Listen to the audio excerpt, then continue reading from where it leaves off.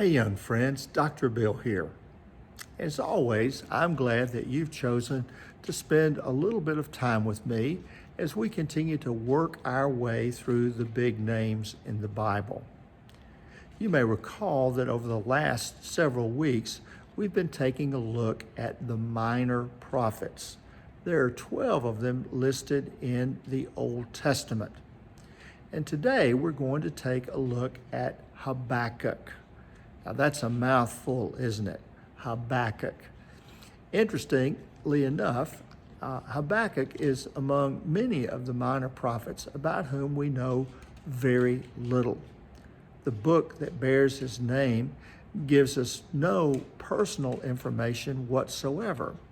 We don't know where he lived. We don't know if he had any family. We just don't know much at all. And the truth is, his name doesn't help either. The word Habbakuk means houseplant. Sure, not a lot of information there, is it? And that's a kind of a funny name too, Habbakuk, houseplant.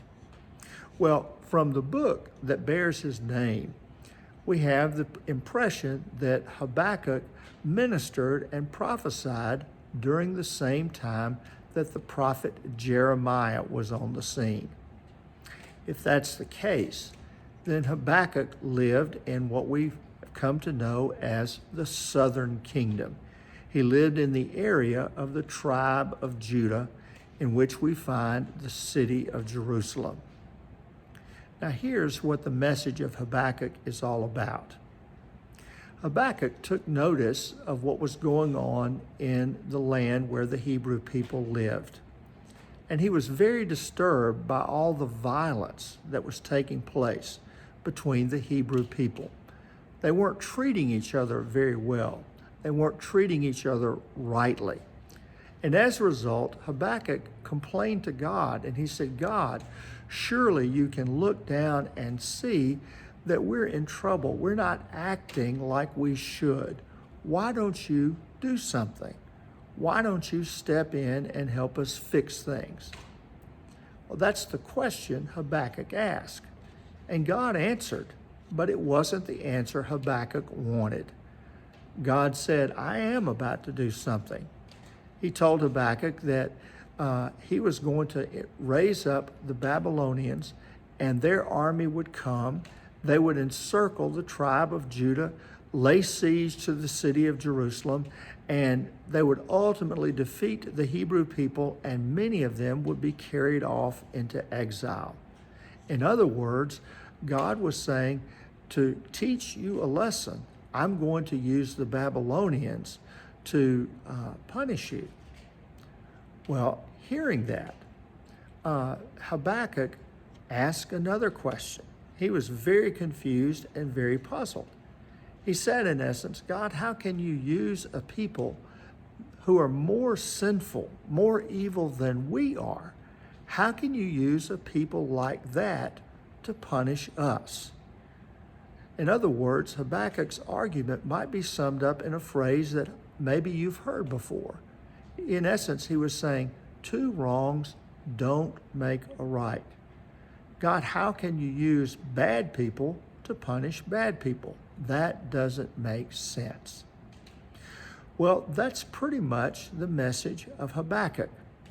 There is one verse, however, in Habbakuk that is very, very important. It's found in chapter 2, verse 4. And there Habbakuk writes, the righteous will live by faith. The righteous will live by their faithfulness to God, or the righteous will live because God is faithful. That's an important verse. And it was so important that the Apostle Paul, as he went about his ministry, trying to preach the good news of Christ to Gentiles, that is, to people who weren't Jewish, as he went about his ministry, this verse became the centerpiece of his message. He, in essence, said, we're not saved by faithfulness to the law. We're not saved by how much good we do. In other words, he said, we're saved by our faithfulness to God. We're saved by God's faithfulness to us. the righteous shall live by faith. Well, if there's a lesson that we can draw from Habakkuk, it's this. Habakkuk is one of the prophets who asks questions of God.